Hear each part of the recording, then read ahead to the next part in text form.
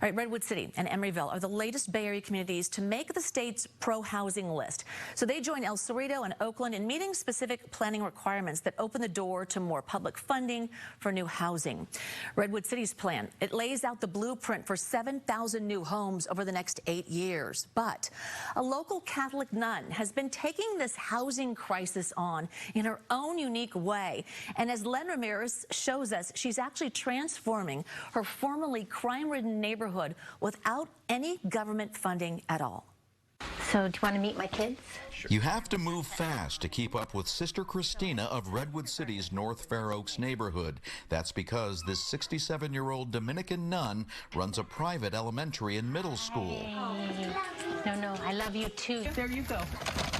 A food pantry, a used clothing shop, whatever type of clothing they need, an after-school youth center, 180 kids after school, and 17 houses and apartment buildings. This was one of our first, but not our all first. Clustered around her St. Francis Community Center, and all for low-income families in her neighborhood. We really strongly believe that low-income housing does not equal substandard housing. It cannot. That's just not what we're about.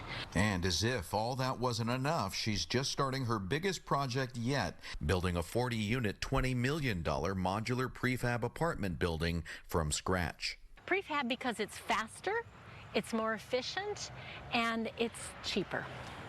And those things are all attractive to us because faster, the need is now, it's not 10 years from now.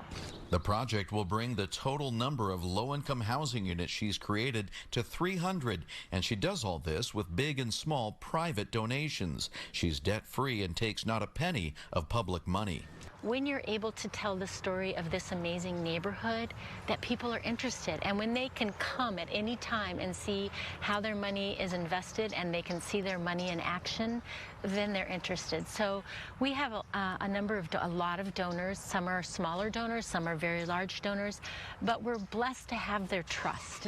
When Sister Christina came to Redwood City 23 years ago, this neighborhood was a hotbed of crime, drugs, and gangs. The gang affiliations were not covert at all. They were very overt. She's been slowly transforming the neighborhood into a place where families thrive and feel safe. And this was a place that people used to throw beer bottles and refrigerators and sofas, and then sometimes they would even set the stripped cars on fire.